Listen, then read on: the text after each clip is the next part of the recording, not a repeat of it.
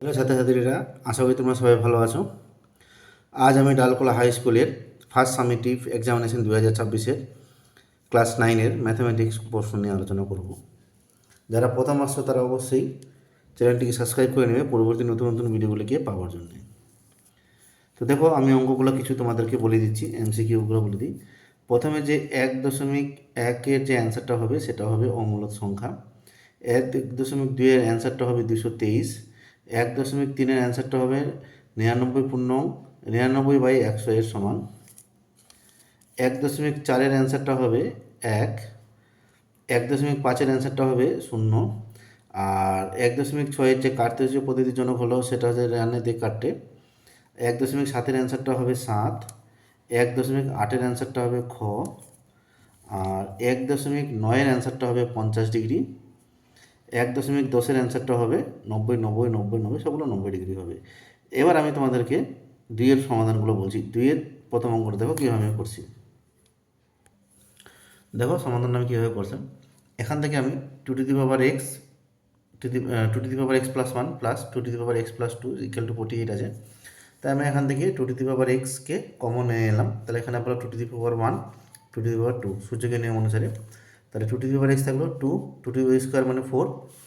আচ্ছা, 2 আর 4 যদি যোগ করি আমরা 6, 6 8-এ 48, তার মানে 6 দিয়ে 8কে 48 শিখে দিলাম 8 বারে। 8 মানে 2 এর মাথায় 3, তো 2 এর মাথায় এক্স, এক্স ইকুয়াল টু 3। তার মানে 2 নম্বরের যে 1 নম্বর অঙ্কটা হচ্ছে সেটার অ্যান্সার বের হলো কত? 3, মানে এক্স ইকুয়াল টু 3। এবার যাচ্ছি আমি তারপরের অঙ্কটা। তো 2 এর 1 নম্বর অঙ্কটার অ্যান্সার কিন্তু 3 হবে। আর 2 নম্বর অঙ্কটা দেখো, 2 নম্বর অঙ্কটা এটা গার্লস স্কুলে দিয়েছিল, ডালকোলা গার্লস স্কুলে। 9 into 81 two the power x সমান সমান 27 two the power 2 minus x.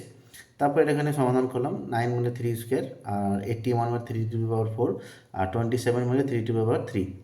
তারপর এখানে নিধানগুলোকে মিলে যাওয়াতে সূচকগুলোকে যোগ করলাম, সূচকগুলো গুণ করলাম, নিধান মিলে গেলো, সূচকগুলোকে সমান করলাম। তাহলে x7 x equal to 4 calculation করে এক্সের মান বের হবে কত? 4/7। এটা হলো নির্ণয় সমাধান 4/7। ঠিক আছে, এটা হলো 2.2-এর অঙ্কটা। এবার যাচ্ছে আমি তার পরের অঙ্ক, 3-এর অঙ্ক। 3-এ দুটো অঙ্ক দিয়েছে, যে কোনো একটা করতে হবে, আমি দুটোই করেছি। 3.1 আর 3.2। তো সমাধান করতে বলেছে, তো সমাধান তোমরা এখন যে কোনো প্রসেসে করতে পারো। তো আমি এখানে অপনয়ন নিয়মে করেছি, তোমরা যে কোনো পদ্ধতি প্রয়োগ করতে পারো। অপনয়ন, তুলনামূলক, বজ্রগণন, পরিবর্তিত। দেখো অঙ্কগুলো কীভাবে করছি। তো অপনয়নে আমি এটাকে 2 দিয়ে গুণ করলাম প্রথমটাকে, আর 2 নম্বরকে 3 দিয়ে গুণ করলাম, গুণ করে ক্যালকুলেশন করলাম। এটা 4x 6/15, 19x হবে। এটা 19 হয়ে এটা কেটে যাবে, যেহেতু প্লাস মাইনাসে আছে। এক্সের মান 1 বের হলো। এবার 1 নং সমীকরণে এক্সের মান বসিয়ে পাই। তো 1 নম্বর সমীকরণে এখানে এক্স আছে, এক্সের জায়গায় 1 বসাবো। 1 বসে এটা সলভ করলাম। তাহলে এটাতেও আমি দেখলাম যে ওয়াইয়ের মানটা বের হলো কত? 1। তাহলে নির্ণয় সমাধান এক্সের মান 1, ওয়াইয়ের মানও 1। এবারে যাচ্ছি আমি 3.2-এর অঙ্কে। এবার দেখো 3.2-এর অঙ্ক, x/2 plus y/3 equal to 1 দিয়েছে। x/3 plus y/2 equal to 1 দিয়েছে। আমি এখানে করলাম কি 1 নম্বরকে 3 দিয়ে গুণ করলাম, আর 2 নম্বরকে 2 দিয়ে গুণ করলাম।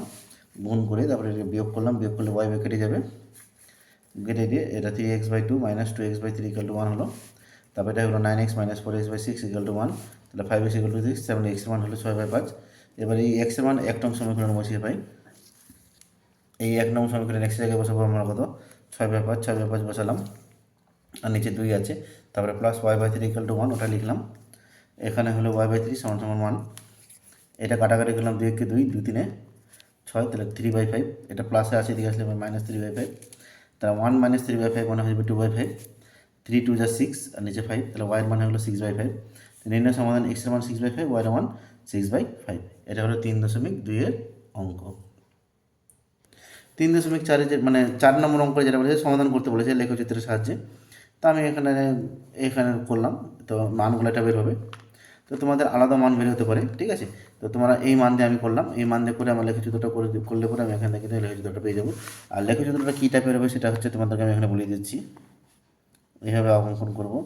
প্রথমে হবে 0 - 5 মানে এখানটায়। তারপরটা হবে 3 4 মানে 3 4 এখানটায় আইডিয়া করে করছি একটু। এটা যে 4 মানে 7 এখানটায়। তার মানে একটা লেখচিত্র এই টাইপের যাবে।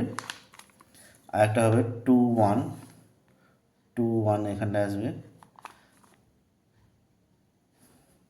-1 5 -1 অ্যান্ড 5 মানে এখানে যাবে, এটা 5 - 3, 5 - 3 মানে নিচে আসবে, তার মানে এই টাইপের আসবে। ঠিক আছে, তো এটা তোমরা একটু দেখে নিবা। তো লেখাযুক্তটা কিন্তু একটা এইভাবে যাবে, একটা এইভাবে আসবে। তো আমি এইভাবে করলাম, তো এটার অ্যান্সার কিন্তু 2 আর 1 হবে। হ্যাঁ, এটার অ্যান্সার 2 1 হবে, তার মানে এই লেখাযুক্তটা এই 2 1 দিয়ে যাবে। ঠিক আছে, 2 আর 1 হবে, এটা নির্ণয় সমাধান 2 অ্যান্ড 1 হবে। এক্সের মান 2 হবে আর ওয়াইয়ের মান 1 হবে। এটা তোমরা একটু দেখে নেবা গ্রাফটা কীভাবে করতে হয়, করবা। গ্রাফ পেপারে করলে এটা ক্লিয়ার হয়ে যাবে। এবার যাচ্ছি আমি তারপরে 5 অঙ্কে। 5 অঙ্কটা এখানে সরল করতে বলছে সূচকের নিয়ম। দেখো আমি সরলটা কীভাবে করছি, দেখো এটা দেওয়া আছে। তো সূচকে ভাগ থাকলে পরে বিয়োগ হবে, বিয়োগ করলাম আর নিচেটা লিখে দিলাম কিউ ইন্টু আর।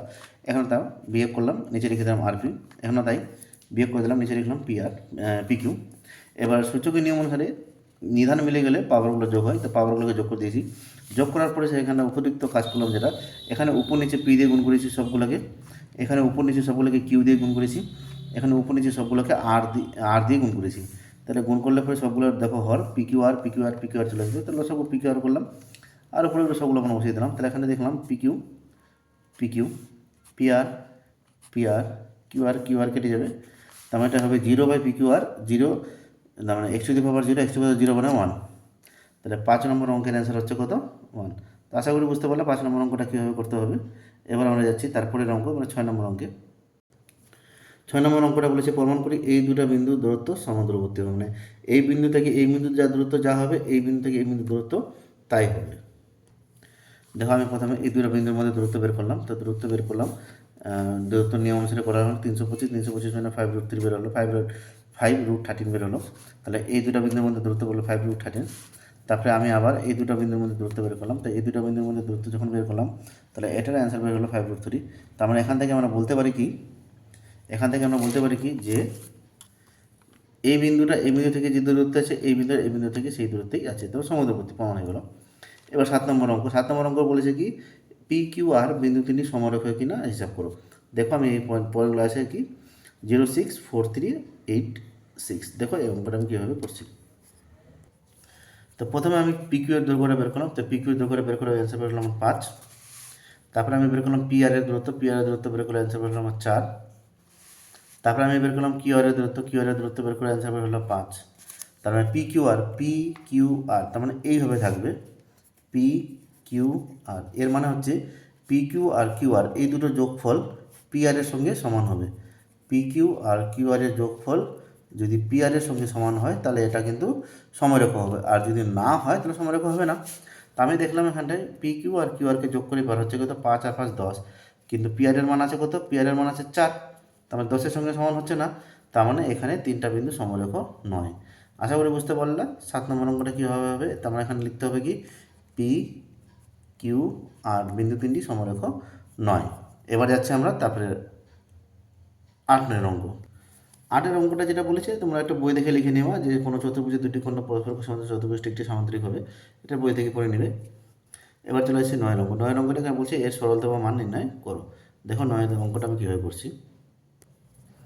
দেখো 9 অঙ্কটা যেভাবে করলাম, তো এটা সমান সমান আমি লিখে দিতে পারি 3p² q², মানে এটা লিখতে পারি 3। যেহেতু আমি দেখলাম কি এই তিনটের যোগফল 0 হয়, এই তিনটের যোগফল যদি 0 হয় তাহলে লিখতে পারি কি 3b² ইন্টু c²a²b²। এবার একই রকম করে নিচেও দেখলাম কি এই তিনটা যোগফল 0 হয়। ঠিক আছে, সেটা আমি এখানে লিখে দিয়েছি যে যেহেতু এই তিনটা যোগফল 0, সেটা আমি ডাইরেক্ট লিখতে পারবো 3b² into c² into a²c²। নিচেও এই তিনটা যোগফল 0, সেখানে 3bc b-c c-a a-c। তো এখানে 3 কেটে যাবে, আর এটা সূত্র হয়ে যাবে a² - b² সূত্র কি a + b - b, মানে b-c b-c কেটে যাবে, তো বাঁচলো কি b + c। সেমভাবে এখানটায় a² - b² সূত্র পড়ে যাবে a + b - b, তার মানে c-a কেটে যাবে, সে বাঁচলো কত c + a। সেম প্রসেস এখানটা আমাদের বাঁচবে a + b। তা আমি এখানে যে সূত্রটা ইউজ করলাম সেটা হচ্ছে কি এই সূত্রটা a³ + b³ + c³ সমান সমান 3abc। তাই এটা abc আমরা কখন লিখতে পারবো 3abc, যখন a + b + c সমান সমান 0 হয়। তার মানে এই তিনটা যোগফল যদি 0 হয় তাহলে আমরা এটা লিখতে পারি। আমি দেখতে পাচ্ছি এই তিনটা যোগফল 0, এখানে দেখিয়ে দিয়েছি যে তিনটা যোগফল 0, সেখানে এটা মান 3abc, আর এখানেও এই নিচের তিনটা যোগফল 0, সেখানে এটাও 3abc। আশা করি বুঝতে পারলাম 9 নম্বর অঙ্কটা কীভাবে হলো। এবার দেখো 10-এর অঙ্ক। 10-এর অঙ্কগুলো কী করতে বলেছে, 10-এর একও সমাধান উৎপাদকে বিশ্লেষণ করতে হবে, 10-এর 2 নম্বরটা উৎপাদকে বিশ্লেষণ করতে হবে। দেখো আমি উৎপাদকে বিশ্লেষণগুলো কীভাবে করলাম। তো এই হলো তোমাদের উৎপাদক বিষয় x cube plus 3x minus 4।